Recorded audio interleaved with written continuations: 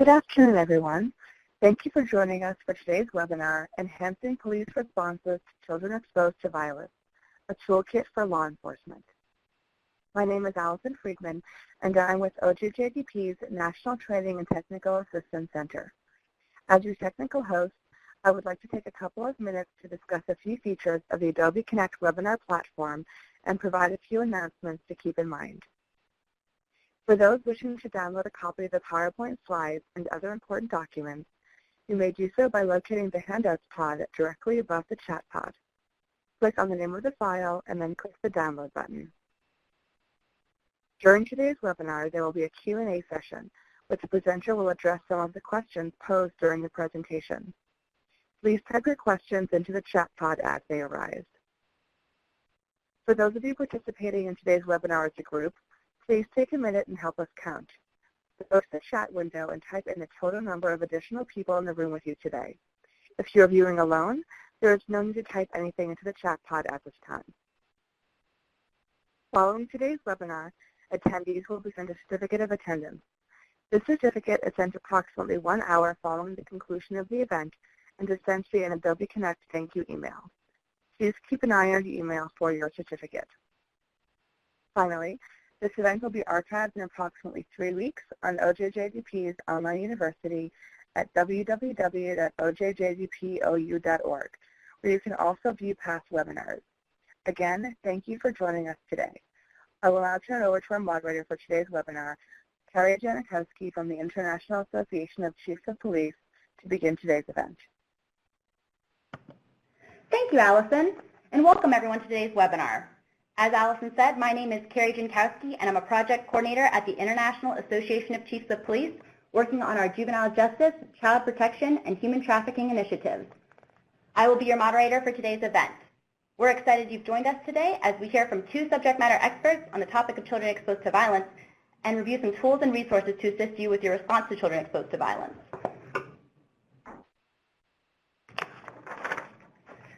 During this webinar, presenters will provide an overview of the issue of children exposed to violence, discuss the role of police officers in the life of a child exposed to violence, and provide an overview of the toolkit and how law enforcement can utilize these tools in their role as police officers in the community. I would like to introduce our first presenter, retired Deputy Chief Eddie Levens. Deputy Chief Levens is a 29-year veteran of the Charlotte-Mecklenburg Police Department in Charlotte, North Carolina. He has held a variety of positions within the department that include uniform patrol, vice and narcotics, street drug interdiction, and the Violent Crimes Task Force with the BATF.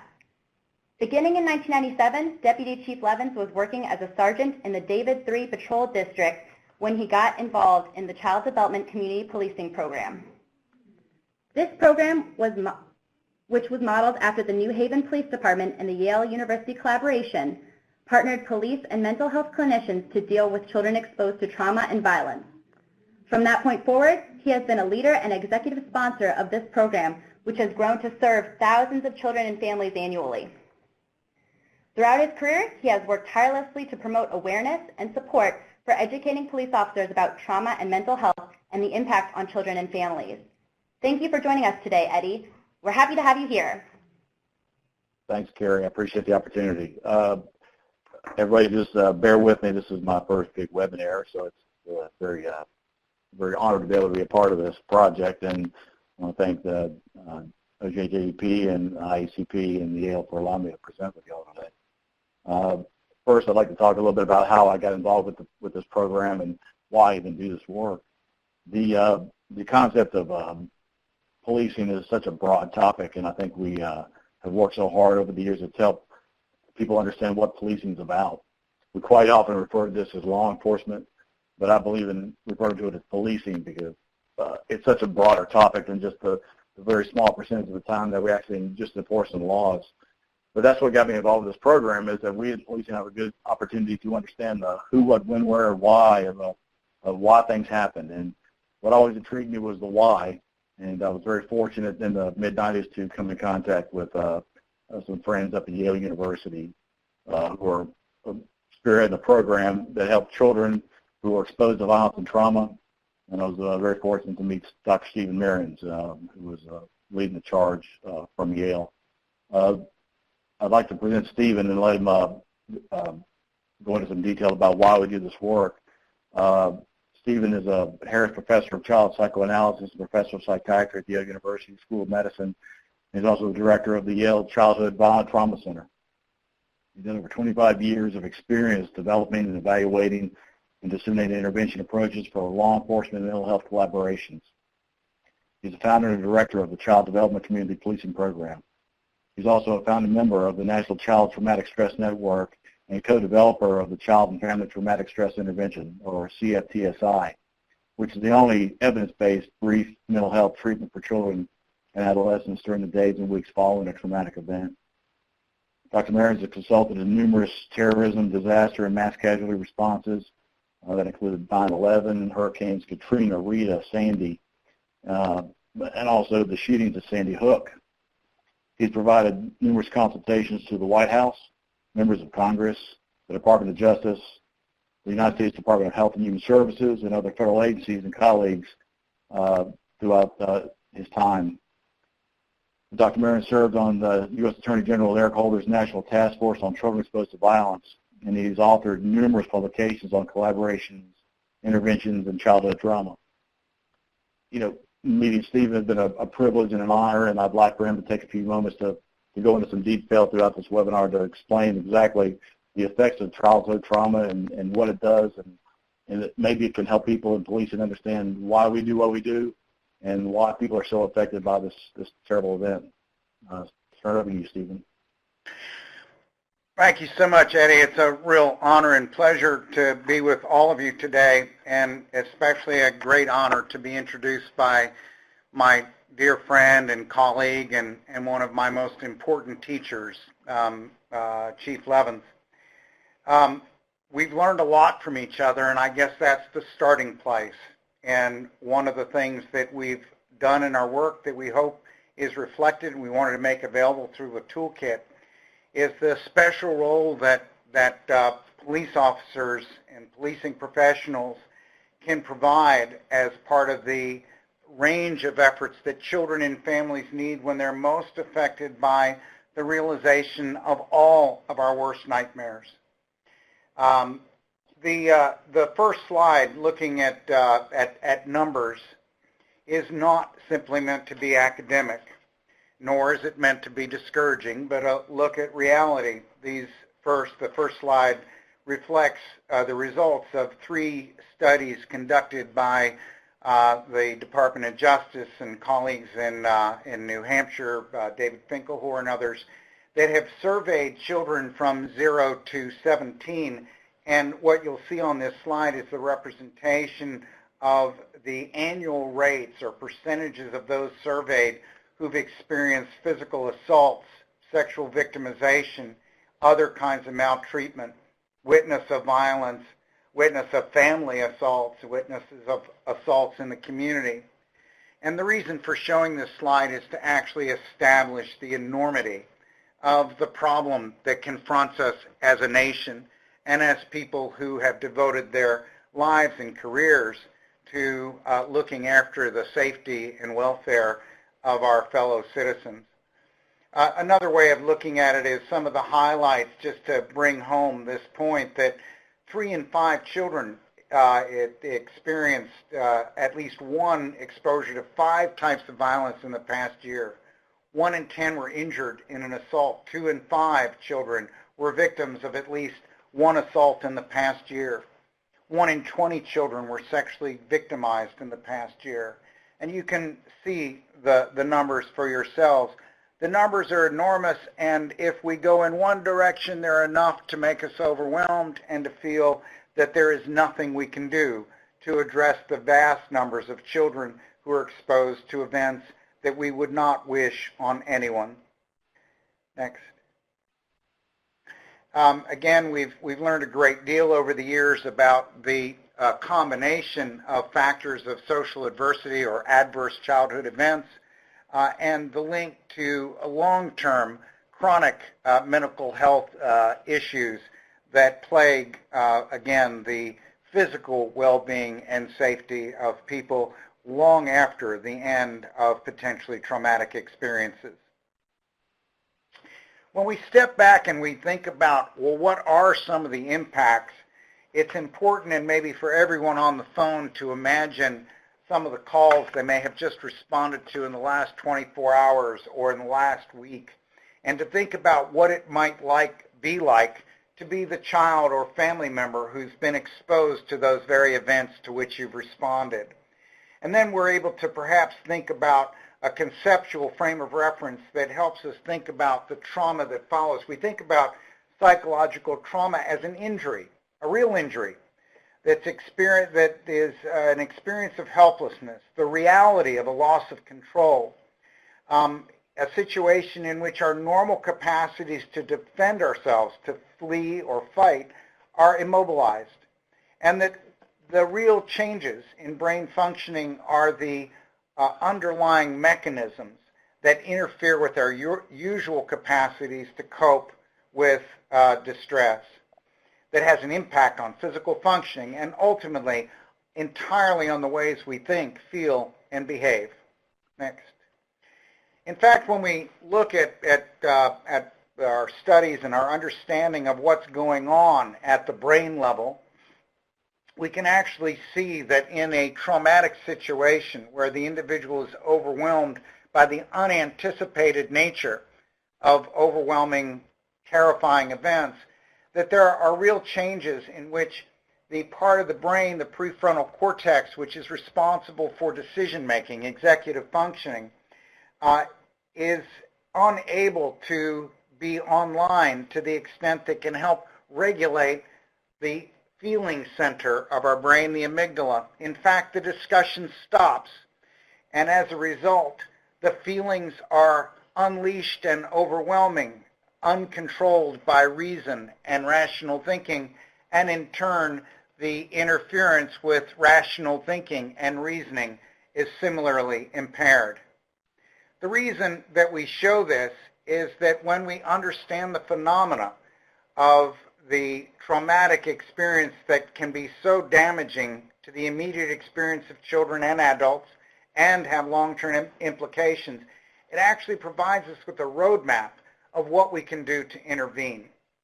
So when we think about trauma, it's not just one thing. There are in fact phases of traumatic reactions and responses that are broken into the following areas: the immediate and acute reactions from within moments of an event to the first 24, 48 hours, to the peritraumatic phase, or up to 3 months, 2 to 3 months after an index event.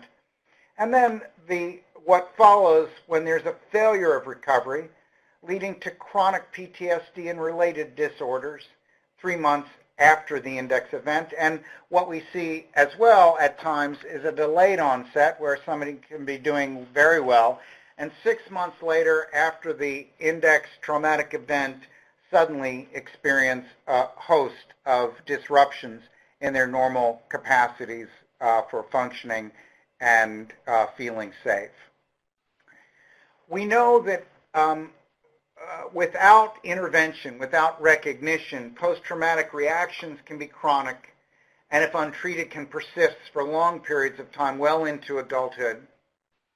In fact, the long-term consequences are really quite extensive, and as we just briefly look at some of the things that we've listed, consider it from the perspective of for those in policing. Eddie, I hear you loud and clear. In policing, the calls that you respond to, and think about some of the underlying situations that bring you to those homes, and similarly for others who are involved with children and families who are caught up in the wake of traumatic events. We see long-term problems with attachment and relationships, as noted before, PTSD, but also eating disorders, suicidal behavior, anxiety disorders, mood disorders, substance abuse, often as a way of attempting to self-medicate and re-regulate, increase in the propensity, the ease of sliding into violent and abusive behaviors, physical, medical problems of a chronic nature, school failure, and personality disorders. These are lifetime implications to which people who have been exposed to violent and other traumatic events are at risk when there's a failure of identification, recognition, and a delivery of supports that are so desperately needed. In the traumatic moment, we actually have an opportunity of looking at what can occur. We have the first slide suggests one equation in which children and families are unrecognized, they're untreated, and there is a failure of recovery that results and following leads to the long-term consequences that we've just been describing briefly. Let's talk about changing the math. What happens when we're able to instead engage in both recognition and treatment? The immediate aftermath of exposure, as you see, is an absolutely critical time frame during which early identification intervention can have implications for the subsequent adjustment and ways of addressing trauma symptoms. And keep in mind that slide involving executive prefrontal cortex functioning. And think about what it feels like, and any of you who've had this experience know it best, how we can't think straight when we are traumatically overwhelmed.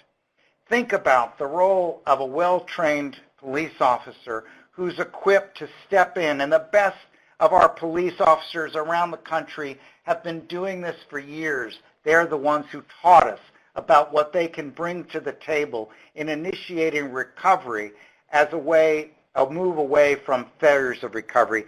Their capacity, not only to recognize, but to serve is that executive function, to identify needs, to locate thoughts, to put words to experience, and to make plans. They step in at exactly the time when traumatized individuals are not able to rely on their own resources. And so we are able, in fact, when we think about taking advantage of what we know, to change the equation, to change the math.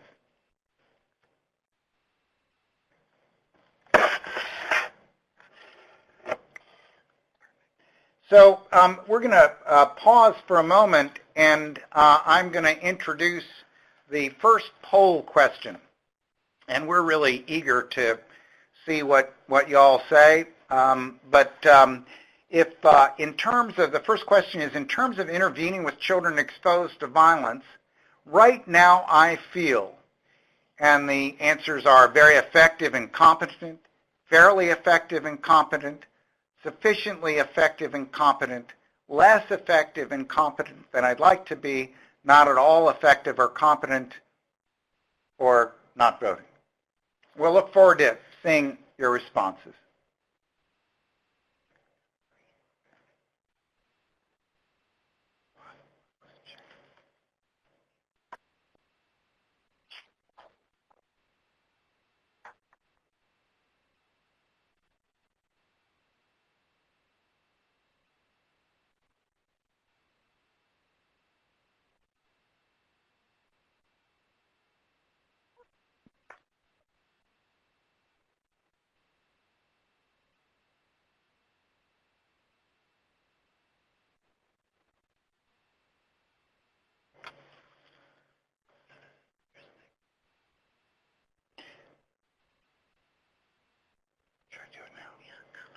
So just as we're seeing the numbers roll in, I'm not sure whether everybody's seeing this, but you know, about 11-2, the numbers are shifting. I feel like election night or something. Very effective and competent, around 11%. Fairly effective and competent, 40%. And sufficiently effective and competent, 16%. Less effective and competent than I'd like to be, around 40%. So we've got a reasonable distribution, and I think that what we'll be hearing about as Eddie takes over and presents some of the content of the toolkit is that there's this wonderful opportunity for us to take advantage of all that we've learned from each other over the last decade, 2 decades and a half, and to be able to share some of the practical ways of applying some of the concepts that we've just briefly been describing, and to build on existing strengths and talents and knowledge.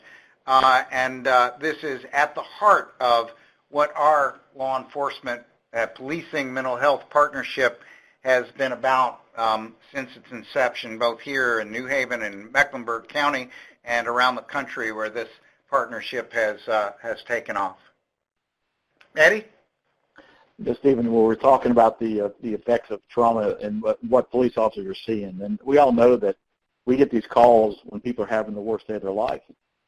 And so often police walk in these situations expecting to find people in rational thought and, and be able to respond very easily, but it's not that easy because they don't know what happened. They don't know the background, and they don't know what's going on in these people's lives. And quite often in policing, we don't think we have the time to actually do that. But that's what this course and this classroom and this toolkit helps officers to understand what role they can play, what they do when they get there, and how much what they do affects what happens afterwards.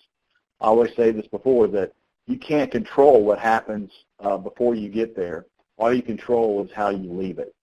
And with the toolkit, what we want to talk about in the background really is the years of experience of working in this model of helping police understand that the role they play is vital, and that the quicker we can help families and children recover from trauma and violence, the better outcomes we have. And Eddie, I would just add to that, because as always, when we present together and when we work together, we trigger thoughts in each other. So I just wanted to bring home and underline a really central point you're making, which is, for all of us as human beings, the times that we are most inclined to put blinders on to the things that are most horrible and terrible to bear are the times when we feel that there's absolutely nothing we can do. And the particular role of policing is that police are the folks who are always running toward the very situations that everyone is running away from, and equipping our police colleagues and equipping their mental health partners to be more able to be effective means that more children and families in need are seeing the blinders can come off when we are feel more equipped and more effective in the way we intervene. I found throughout all the teachings across the country that the more we teach officers an understanding that when they walk in with trauma-informed eyes, when they understand what's going on in people's lives, that they can provide better service. And for the most part, I really haven't come across many police officers in my time on that didn't truly care about how they left the situation and how they left the family and how they wanted to make things different. And that's what's so important about this partnership, to be able to enhance our response to children exposed to violence. It took a collaboration. It took police officers coming together with mental health professionals and people that aren't normally together have come together, because what we found out in the long run was that we're on the same mission. And this collaboration has been going on for over 25 years, and it works.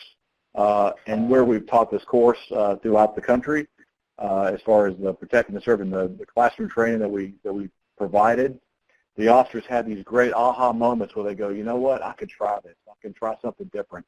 And they feel like they're more confident when they walk into a situation that they won't leave it hopeless.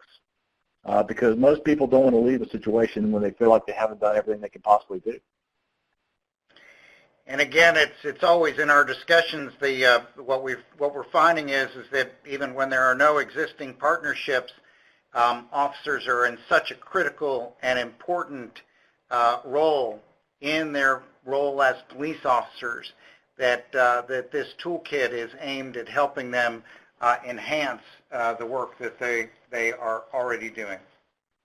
Well, the 2-day, let me talk about the 2-day class that we're very fortunate to teach across the country. It is based on the target audience is police, and it's sheriff's deputies, it's field investigators, and officers throughout that impact and families that are actually answering the calls for service. It's always taught with a police officer and a mental health professional together. It's never just one or the other, because that's where we bring the most credibility to the table. when we work as a partnership, when we show them how a partnership works. We've had a lot of success with this program in the cities that we've worked at, and just the level of receptiveness that we've received from the officers that have taken this course. It's probably one of the most phenomenal things I've seen in my career, because they have these great moments where they feel like, when all else fails, I can try something. The protecting and serving, the purpose of this is to understand and recognize what trauma looks like, and the officers don't always understand this. They know how to detect crime. They know how to look for the who, what, when, where, and how, but this is more or less the why. This is the why factor of why things are going on, and why, excuse me if I insult anybody, but I'll use little Johnny as my student that I talk about. Little Johnny needs help, and we want to know why little Johnny's acting the way he is, and quite often until we understand the whys, we can't help him. And we want to help him. We want to make sure that the little Johnny that we're helping today is not the one who's going to be violent towards us in the future, if for nothing else.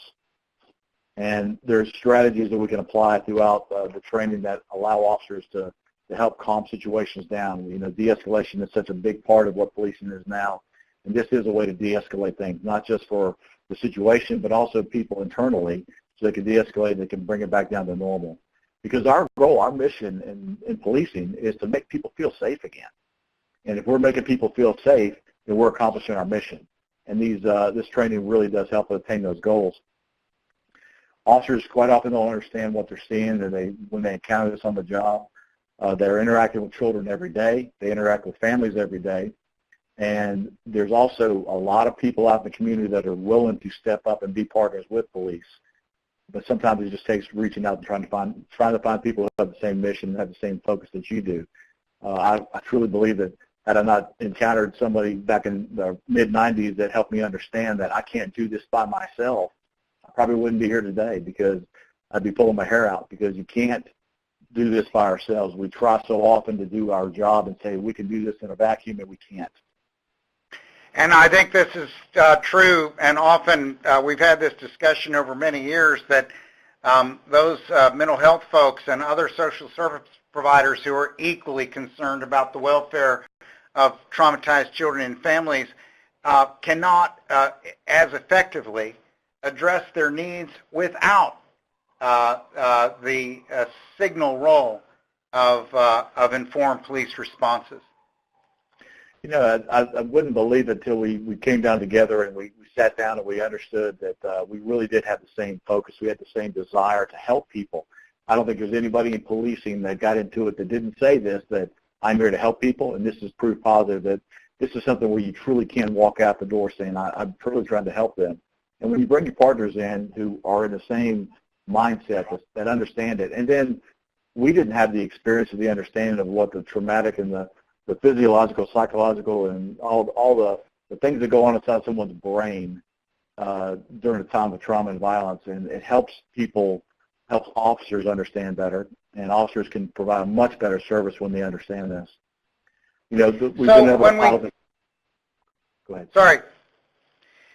So when we think about the what we've actually done with the toolkit and the training, we've piloted it in several defending childhood sites, including Portland, Maine, Cuyahoga County in Ohio, Grand Forks, North Dakota, Memphis, Tennessee, and Multnomah County in Oregon.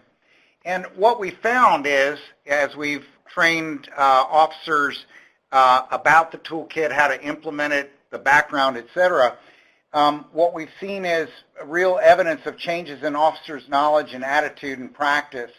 And one of the things that's really, really striking, and I think it goes to what you were saying a moment ago, Eddie, that all of us may share, a level of concern. And this was true in all of the departments and policing professionals that we've worked with so far, that there were high levels of recognition of the problem of childhood trauma. But what was not as high was their feeling of being equipped enough to be effective in placing their concerns into action. And so, again, what we're hoping is that making this toolkit available to policing agencies around the country will move in the direction of increasing the fit between human compassion and concerns with increased tools on the belt for the professionals who are most likely to be the first responders in situations involving trauma. So now, Toolkit it's many years in the making, I know, and it's just one of these, we talked about it for so long, and it's so exciting to have this available right now. So Ed, if you're gonna walk us through what's actually in the toolkit, and then when you're done, we'll see what questions have been coming in so far. Okay. First off, in the toolkit itself, we're going to talk about an overview of it, and the assessment tool, which is a vital part of this, but we're also going to talk about specific protocols and tools that were, like Stephen said, new tools on the belt of police officers that are going to allow them to perform these actions and take steps on scenes that they haven't been able to before, or take steps that they've probably been doing, they just didn't know that what they were doing could be so effective in helping people recover from trauma and violence. If you go to the overview and assessment tool, next one. The overview, we talk about there's a chief's briefing section on here. One of the things that we found out so important is we must get to the leadership of the departments to understand why they need to do this. In the environment that policing is in right now, with so much attention being put on how police deliver services throughout the country, it's so important that chiefs have a comfort level that what's being provided to them is the best and the latest and greatest information that they have out there. And there's been so much advancement in this science that police should understand this sooner. But if the chief doesn't buy into it, it's not going to happen. But also helping the officers to understand their role and responsibility, because a lot of times when we talk to officers, they don't understand that they do have a direct responsibility to help families recover from trauma. We're going to talk about the assessment tool and the action plan tool also that will allow us to evaluate where we really are. We're going to have on-scene key protocols for officers to identify what it looks like, and specifically for DV cases, because I think there's so much question about how officers respond to domestic violence as compared to other calls, and how many calls they go on that are domestic violence related where they feel like they've left without being able to provide any direct service.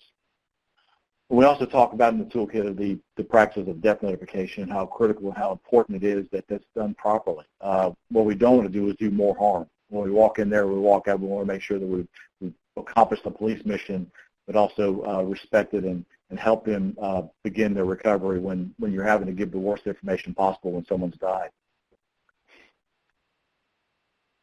The reactions that police have when they observe children in the field, quite often it can be many different ways.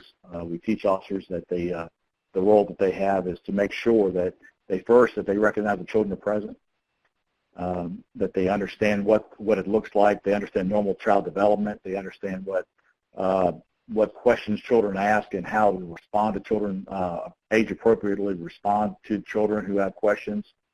We have a brochure within the toolkit that allows us to, something handy in your hand that you can bring to the scene or you can pass off to the caregiver, so they have, because quite often they have so many questions about, they recognize that what's going on is going to affect their child, and they want to make sure that they can provide them the best help they can. And we also have a part of the course where we teach tactical breathing, a very simple process that helps people recover during times of stress and violence and trauma. I think we're going to go to the next poll question, which is, and the question is, in addition to addressing their safety needs, I view addressing the emotional needs of children exposed to violence as part of my daily work. Well, so far it's sitting at 100%.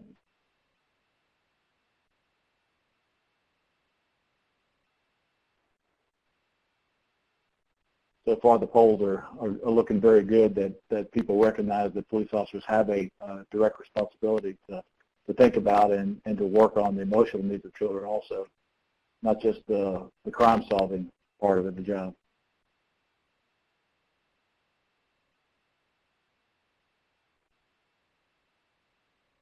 Well, we do this same question throughout the training, and we ask officers all over the country about whether they feel like their role is. And quite often it's the fear of not being able to provide the best service, and that's why they tend to have a fear that they don't have a belief that they have a role in this, but by the end of the training they tend to believe that they have a comfort level they didn't have before.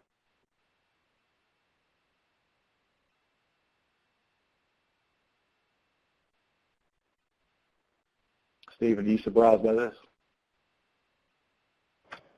I think it's really interesting. I think that what's wonderful to see is that so many folks on the call do see this as part of their job, and then it's a fantastic start, and it's a fundamental start, and then the issue is making sure that they and their departments feel they have the support in, as you were suggesting, being able to feel effective in, once you've recognized, what do you do next?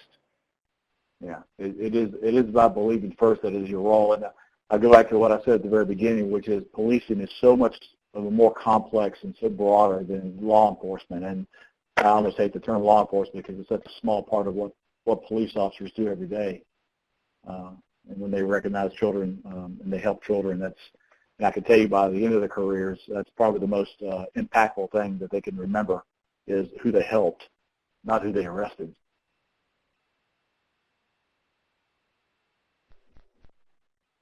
All right.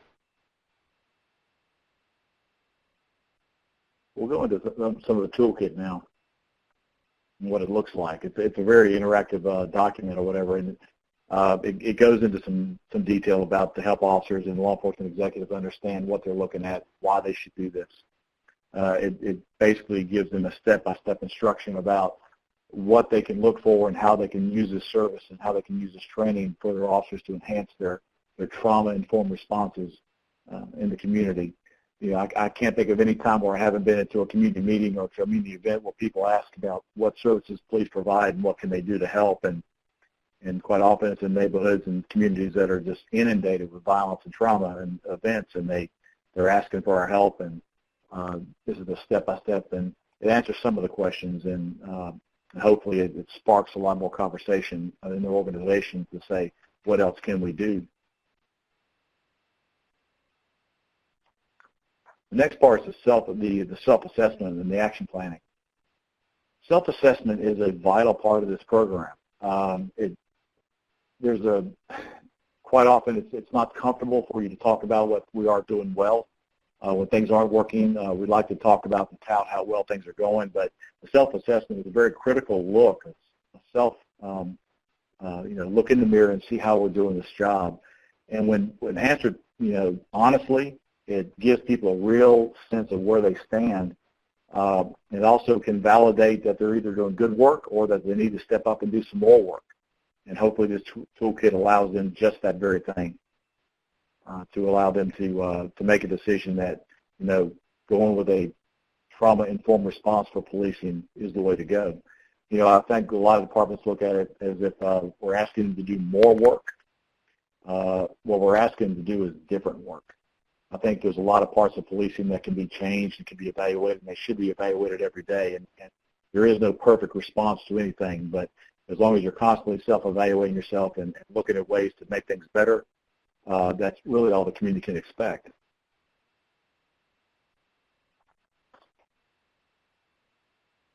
And you can see it's kind of a very simple thing. Do you have it or don't you? Go to the next one. When we talk about the on-scene protocol, that's going to be the next part of the toolkit. It talks about what it looks like. Being able to identify children at the scene of domestic violence cases. Quite often we ignore the fact we look for the suspect, we look for the victim, and we try to treat them. We try to do the police thing, but quite often we're missing that. And this is part of the toolkit that allows us to evaluate where we are.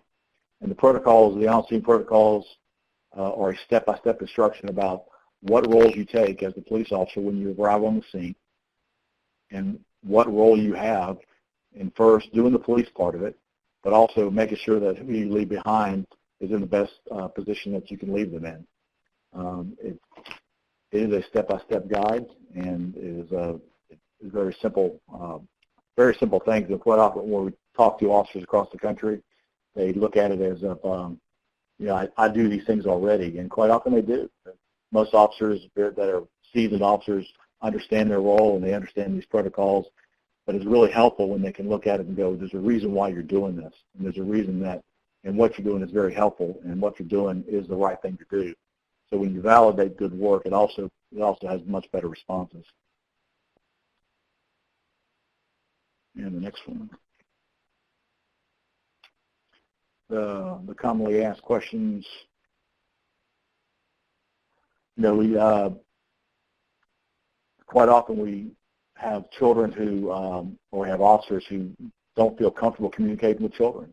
They don't know how to ask questions of kids. They don't know to make age-appropriate comments to kids, and we do the police thing. We do the police jargon.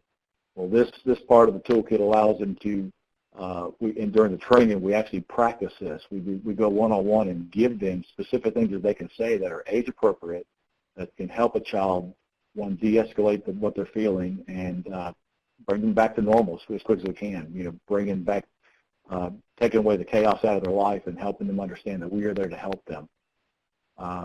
Every child's not the same, and quite often this takes practice and experience, but there's some very basic steps and very basic things that we can say.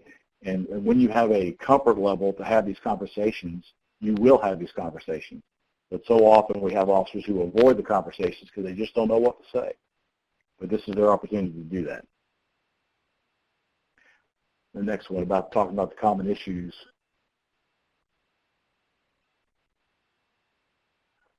We talked about the caregiver quite a bit during the training. The toolkit goes into some detail about why it's so important that if you're going to help a child, that you need to consider helping the caregiver. And it's too easy to ignore the caregiver and saying, well, they're the reason why we're there for the call initially. But unless you're going to take little Johnny home with you, you need to help the caregiver. The toolkit goes into some detail about what it looks like, and quite often the caregiver, is already suffering the same trauma and exposure that the children are exposed to. So it's very important that we help them, because if we can't help them, they can't help their child. But we kind of want to ignore this sometimes because we go, they brought this on themselves, but I always warn them that, we have a responsibility to everybody, even the people who have caused us to be at their house. Well, we still need to help them, because if they can't help themselves, they can't help their children. And the next thing is the brochure. Very simple brochure that can be handed out that gives step-by-step instructions that for officers to look at. And as a young officer, the little bits of information that I kept with me in my briefcase or in my pocket are vital to me, because that's what I look to when I'm trying to find the answer to that question. And that's what this very simple pamphlet does. But it also gives you something to give to the caregivers to say, this is why we're here. We're here to help you. And when they have something in their hand that shows that you really are there to help them, you get a better response. And the best part of this is that you also now have access to this webinar, to this toolkit. You can download this on a PDF and keep it with you, and make ourselves available now for question and answer.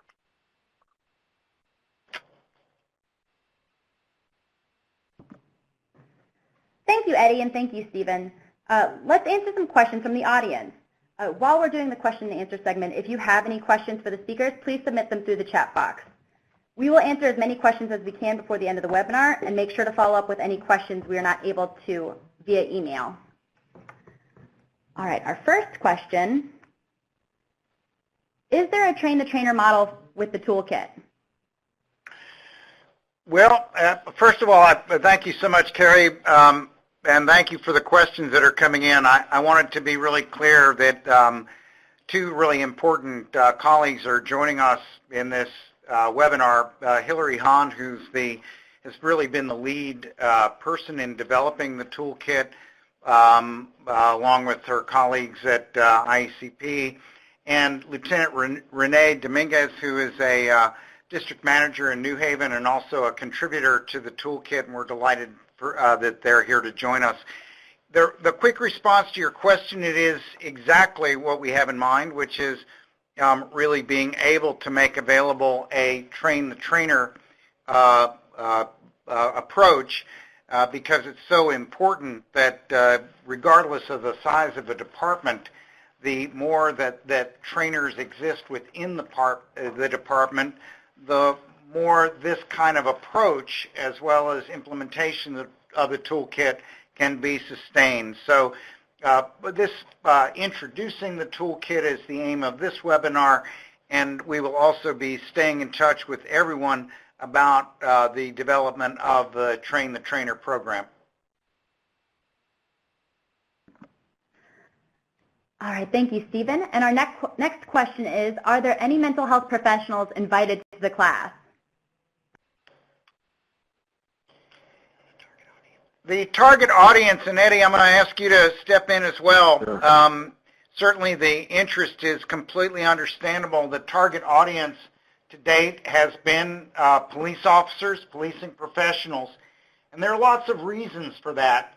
And one of the most significant ones, and Eddie, tell me if you think this is one way of representing it, but you know, officers, I think for people who are not in policing, don't fully appreciate what it's like when day in, day out, hour after hour, your job entails responding to these worst case scenarios that can so often be traumatic.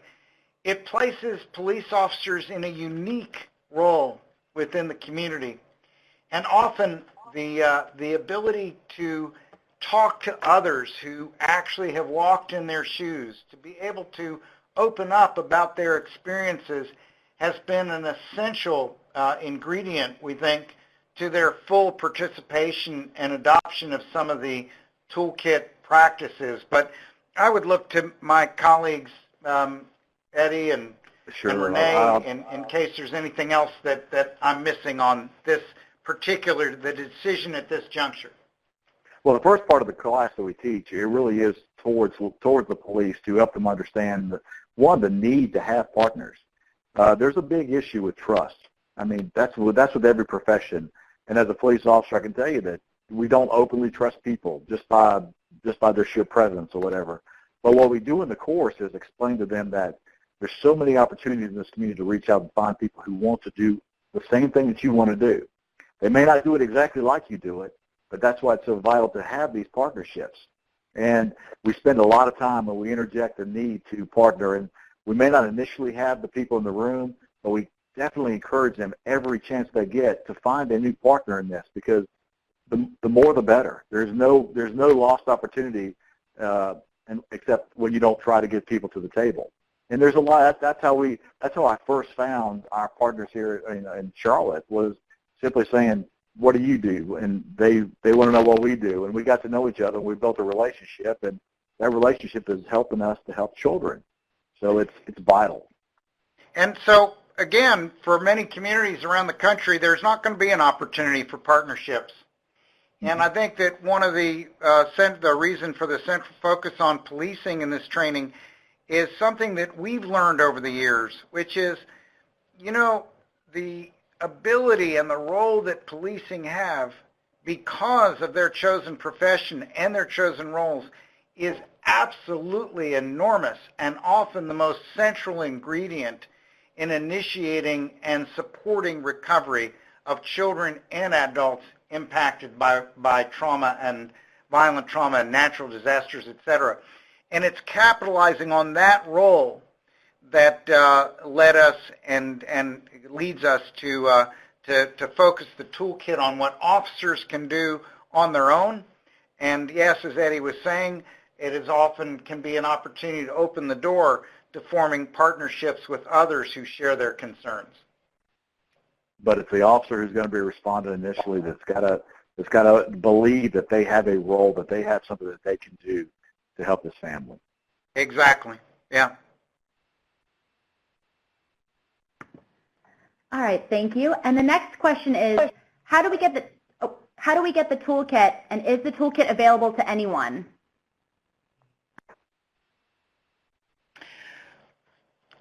So Carrie. This is Hillary. I'll answer that question.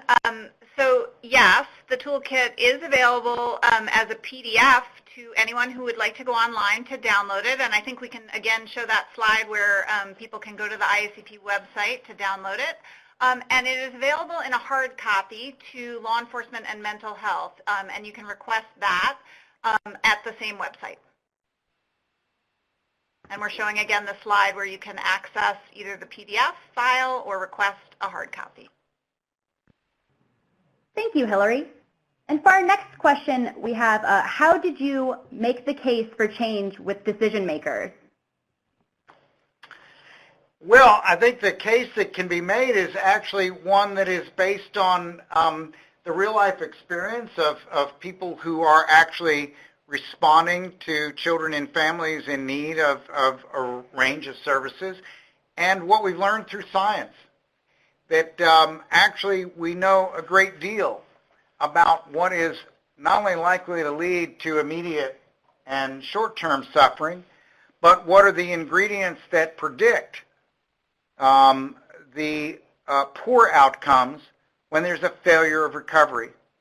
To put that simply, in the world of policing, so many of the things to which police officers are responding, whether they are calls involving intimate partner violence or drugs and alcohol, which so often figure in violent activity, whether it's kids who are going off the rails in terms of their antisocial behavior and their difficulties when they are not able to find success in school and in learning, etc., that these are all outcomes of kids whose most toxic, traumatic, overwhelming experiences and the impact it has had on how they feel in their minds and bodies, how strong or vulnerable they feel, how much their symptoms become chronic ways of protecting themselves,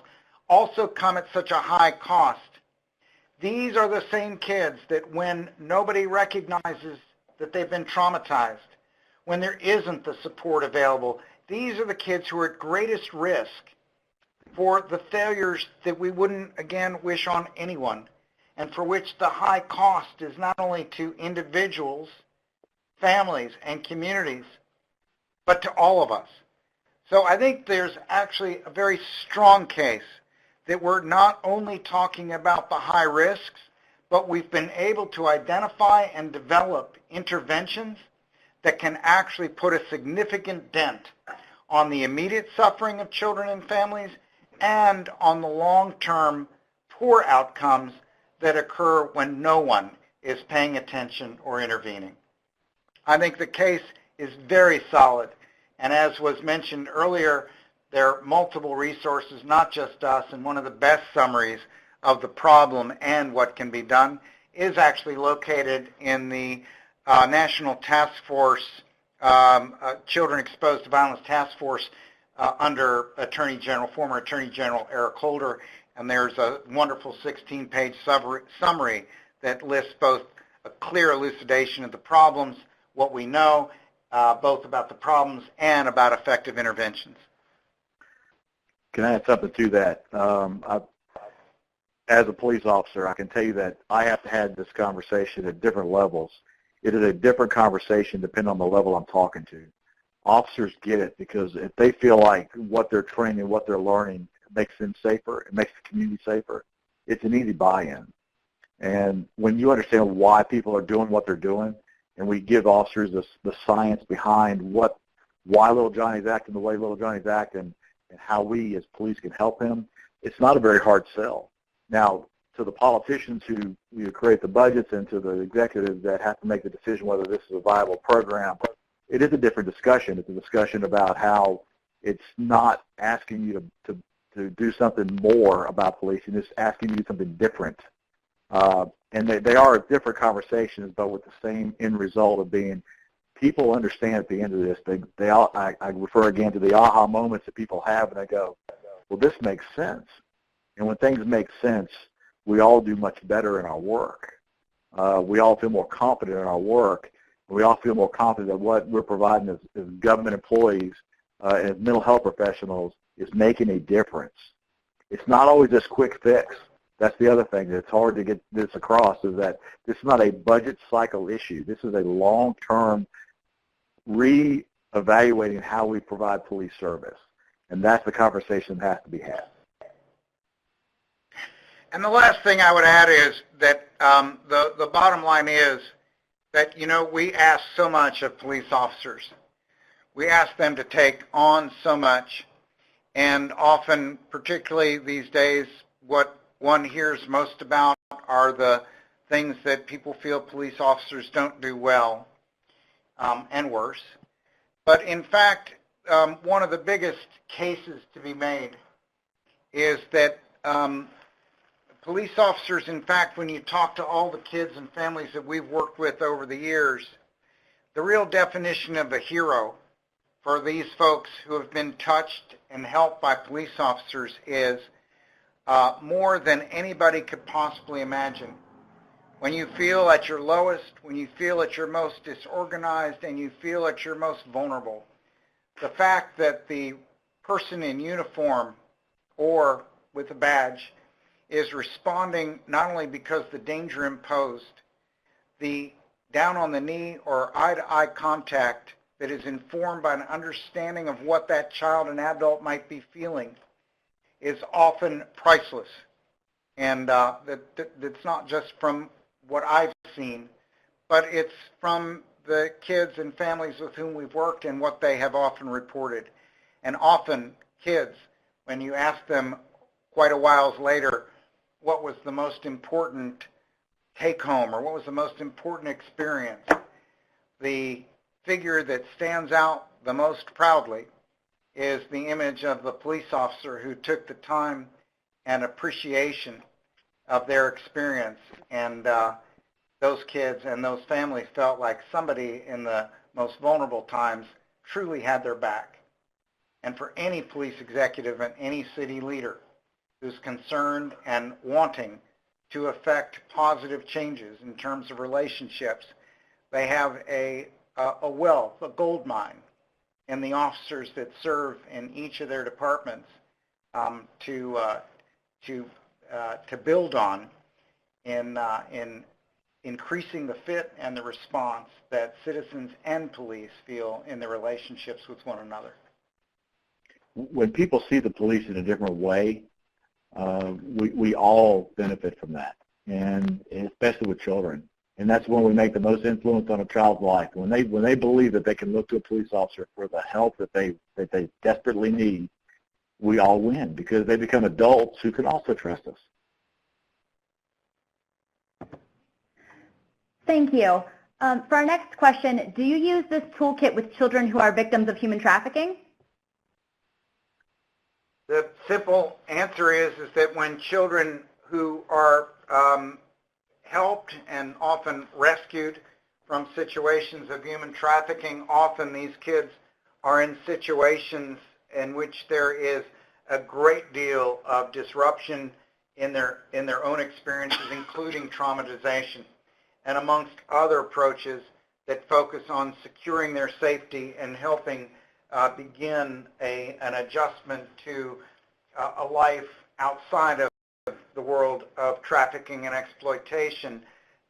These kinds of informed efforts on police who may be the first contact they may be having with the rest of the non-trafficking world, that yes, we found it to be incredibly useful for both the kids and for officers responding to them.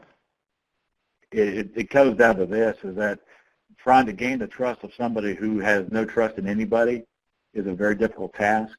And this is not a one-time event where you just try this thing this one time.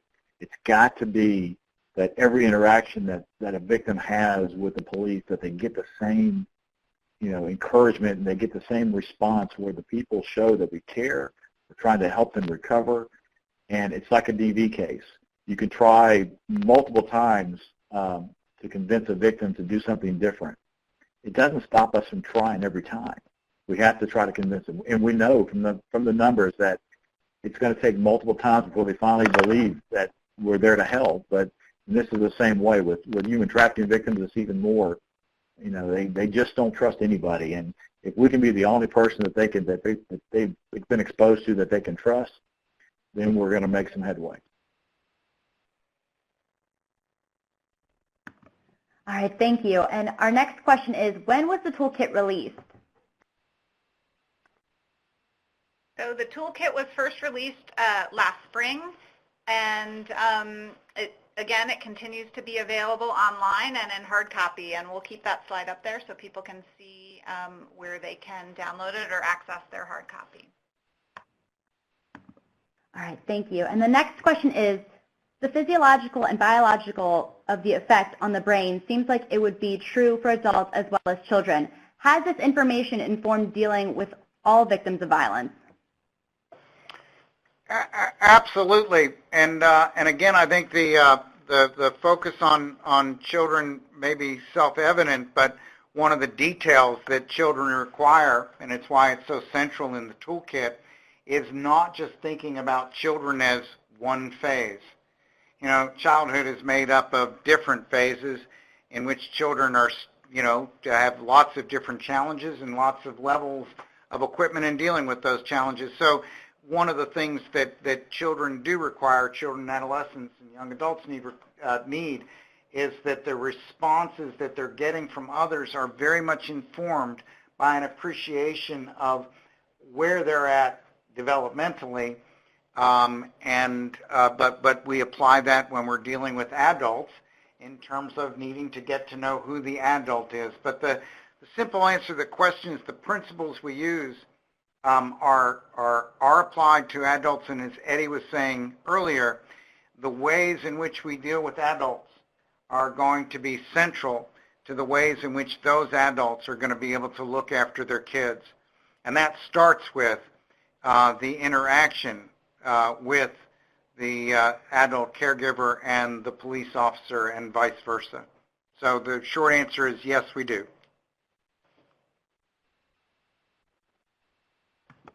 Okay, thank you. And is there an age limit to the help the children receive from the officer, or what is the age limit this toolkit is designed for? Well, again, I think that the typical age is anything from 0 to 18 to early 20s, but I don't know any officer that I've ever worked with who has been involved in the development and the implementation of these strategies that has not used them when dealing with adults who are also traumatized when there are no children present. In other words, these same principles, as the question suggests, are very much useful in applying with dealing with lots of situations that may be traumatizing or where the circumstances are not so overwhelming, but a better understanding of someone's behavior can help officers better respond to what's being what's in their face. And I was thinking specifically, if you understand better about the range of upset reactions that people can have in motor vehicle stops, it sure makes a difference between the extent to which you're able to respond professionally and help somebody get themselves under control, as opposed to some of the unfortunate alternatives that can certainly occur. When I first started doing this work, I got to admit that this helped me really understand and really appreciate the need to understand where people come from and what their background is and what their history is, because we look at people that are adult offenders now and go, why are they doing this? What has driven them to this point? And if we take the time and we want to do this and go back and say, at what point did it just go bad for you? And what I've been able to find is that every time we do this, we go back and we go, the trauma and violence that they were exposed to early in life just led them down this path. There's very few people that I can point to, and except for some, infamous serial killers that were just born this way, but most people aren't. Most people are affected by something in their life that sends them down a path. And if we take the time to understand and really give people, especially adult victims, the opportunity to help explain what's happened to them and what's gotten them to this point, it's really the best way for us to try to prevent the next one from happening to them. Because what we do know is, like domestic violence, is that it tends to be repeated. And the only way to break the cycle is to understand how it started. If nothing else from this training and this experience in my career, that has given me this thinking that if we understand the past, we can help affect the future. Thank you so much. And for our next question, what practical services and programs within the community can be implemented or developed out of this toolkit? An example being the Police Athletics League. Well, I guess I'm going to go for this first, Eddie, and please jump in. I want to make sure I understand the question, but it is an opportunity to remind us that, you know, the complexity of traumatic experience and the impact it has on the way we function as human beings means that there's not just one way to go that can support recovery. And so, you know, look, for some of the kids we work with, just, you know, given that the question mentions the police athletic leagues, for some kids, the acute response, the first response that officers make, that what we discover as we're working together and assessing their broader needs beyond the acute situation, that we identify that ongoing connections with not only the local police officer but also the police athletic league, for example, is an ideal opportunity to perpetuate and strengthen the child's feeling of connection to police that they admire, to whom they look for support, etc.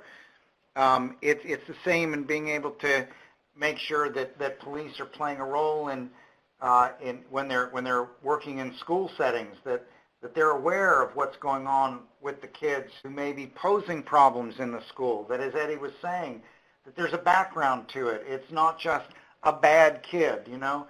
And often officers are deployed in multiple situations that can capitalize on their authority in a benign way that is enormously effective in helping to support a kid's recovery, particularly ones that they've encountered in the immediate aftermath of really overwhelming traumatic events. I hope people will take this opportunity to see that this training can help them answer questions about so many things that are in the news today about, you know, this critique of police action. You know, so much of this training involves understanding what the brain does and why the body does a certain thing, why people react a certain way, and it talks a lot about fear, you know, the fight, flight, or freeze syndrome, you know, perspective, and why we do what we do. And when they can explain that and they can put a human touch on what police officers are being exposed to, the same traumas that the children and families are exposed to, it helps put a human perspective on that police officer is not a machine. It's not something that can be, you know, we have no the shield that stops us from being affected by the trauma and violence that everyone else in the community is affected by also. We should have an opportunity to have an open discussion. It says, okay, we're all human. We all have reactions. Sometimes they're good, sometimes they're bad. Now let's have a discussion.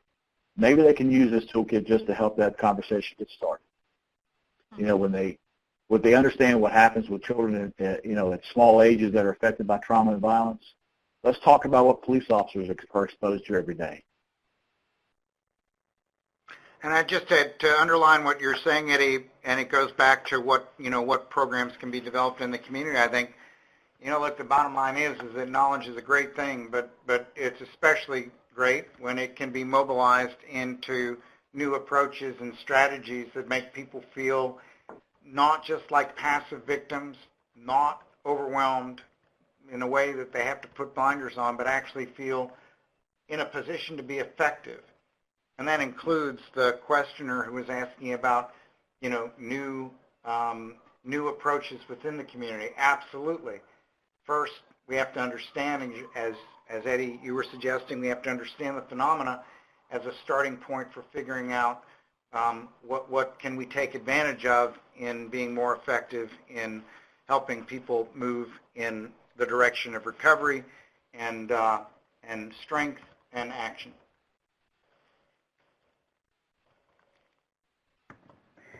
Thank you. And for our next question, we have, how do you get social services involved, and how can mental health centers help the police? I'm going to have my colleagues may be holding their breath because they've heard me answer this question. I think it's a beautiful question, but I think it starts on a very fundamental. What we've learned is starting from a fundamentally different premise, which is not how are the mental health folks going to help the police, but actually how are police and mental health and other social service providers going to be able to begin a discussion with a level of recognition and respect for each other's perspective and experiences that inform the phenomena of the very people about whom we share concerns. So I think that this idea that there is something quite wonderful about our activities being informed by mutual self-interest. And what we found is that as a mental health professional, I have learned as much from my police colleagues as I have from the people I've treated. And I think it's out of that learning from each other that we actually developed the strategies that are included in the toolkit. And so I do think that even beginning in a very practical way, that when mental health folks are interested in working with their police professionals, there's a great way to actually begin by saying, and using the toolkit as a calling card, to say, we'd like to learn more about your work and ways in which we might be able to help each other in our shared concerns. And so I think it's actually, the question comes from a wonderful place, and what we found is that there are ways of putting into gear those wishes and beginning with the idea of wanting to learn about a profession that many don't really know the details of, and then offering to learn together. That's a good first foot forward. It's a very human thing to say, what's in it for me? And people have very stressful jobs.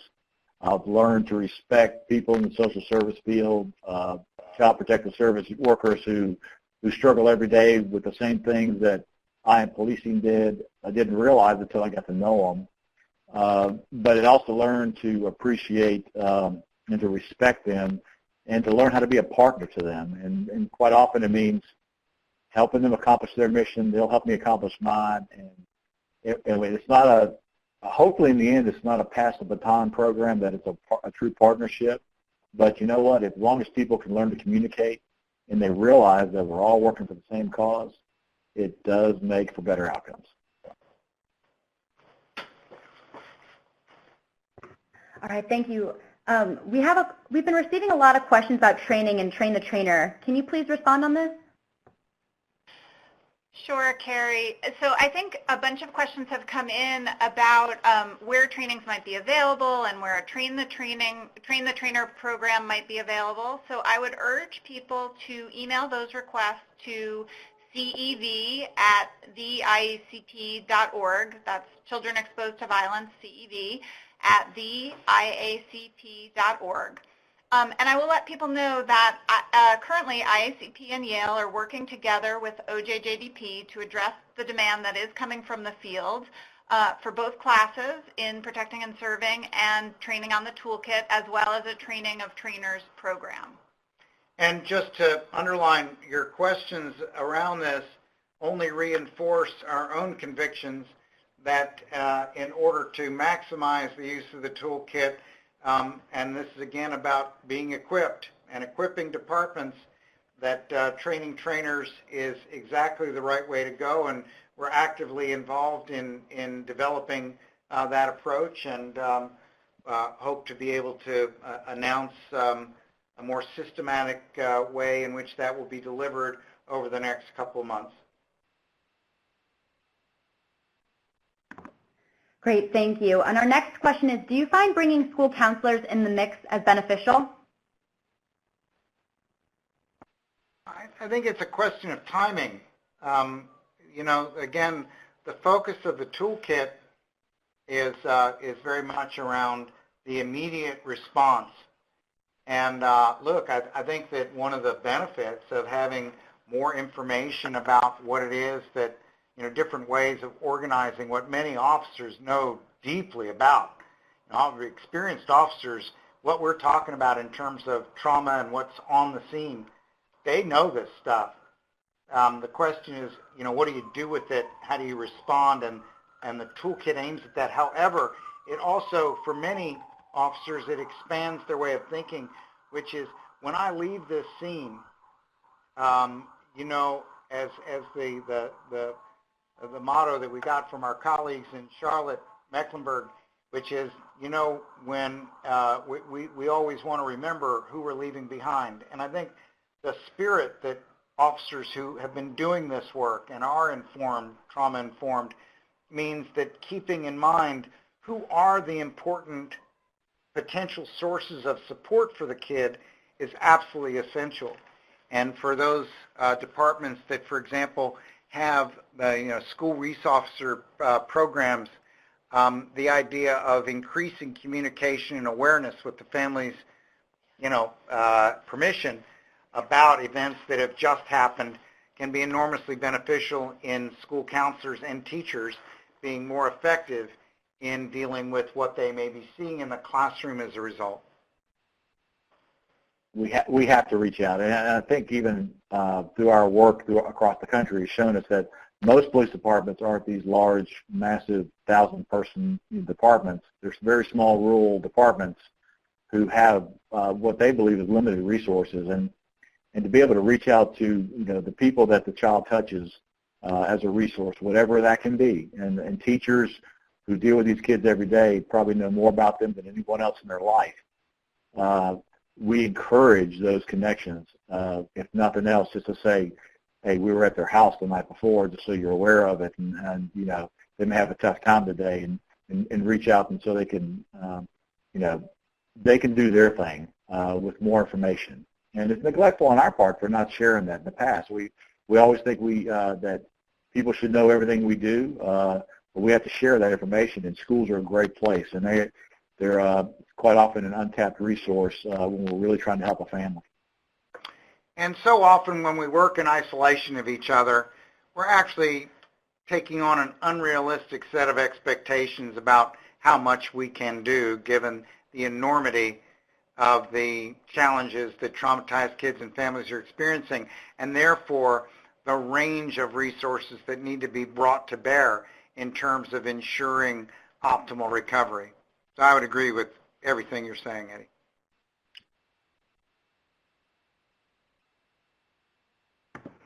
Great, thank you. And we have another question. The next one's for Eddie.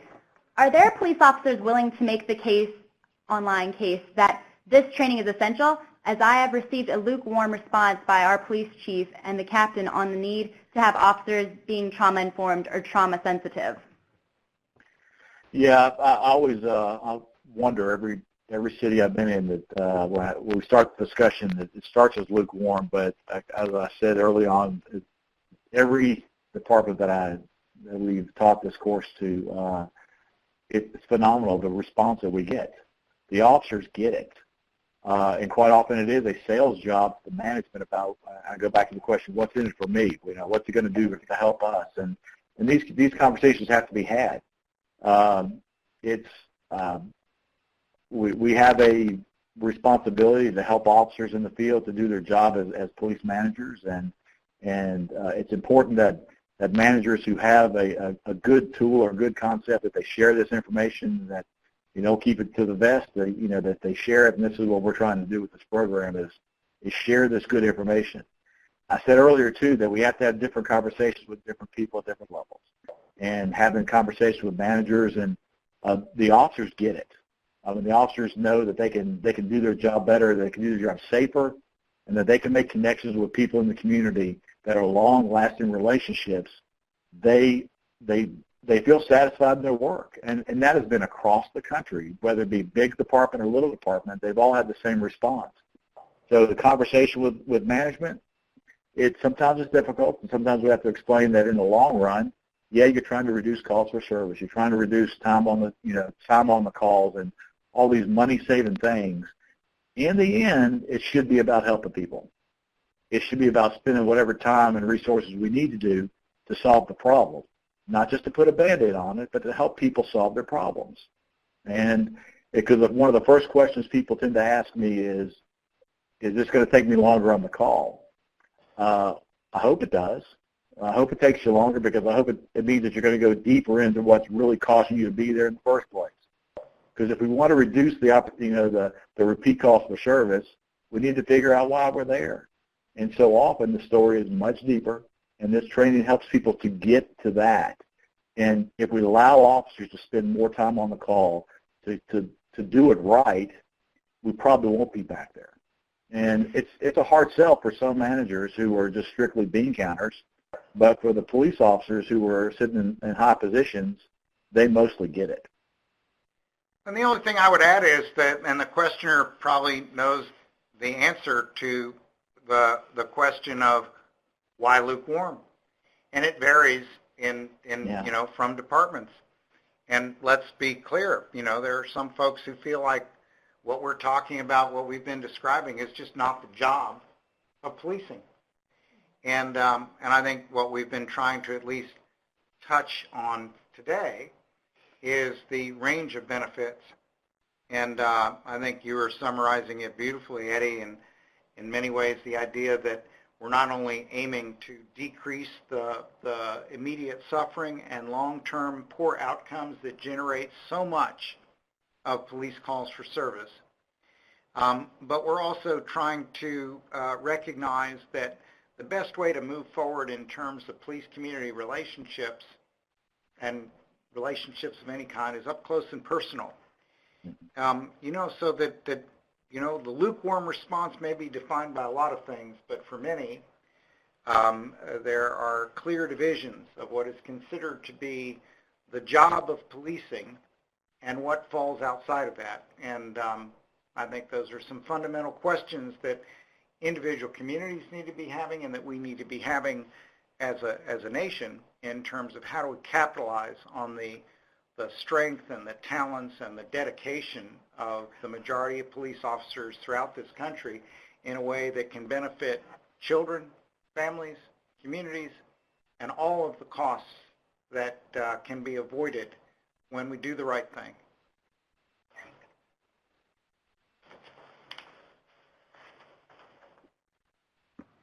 Thank you, everyone. We're going to go ahead and wrap it up. We will answer, if you have any questions that we didn't get to today, we will make sure to reach out to you individually. I'm now going to turn it over to Allison with OJJDP NTAC. Thank you, Carrie, and thank you for all today's presenters for such a great discussion. This webinar will be archived on OJJDP's online university in approximately 3 weeks. And for more information, you can contact IACP. And additionally, you can also contact OJJDP or NTAC via the help desk. Thank you so much for joining.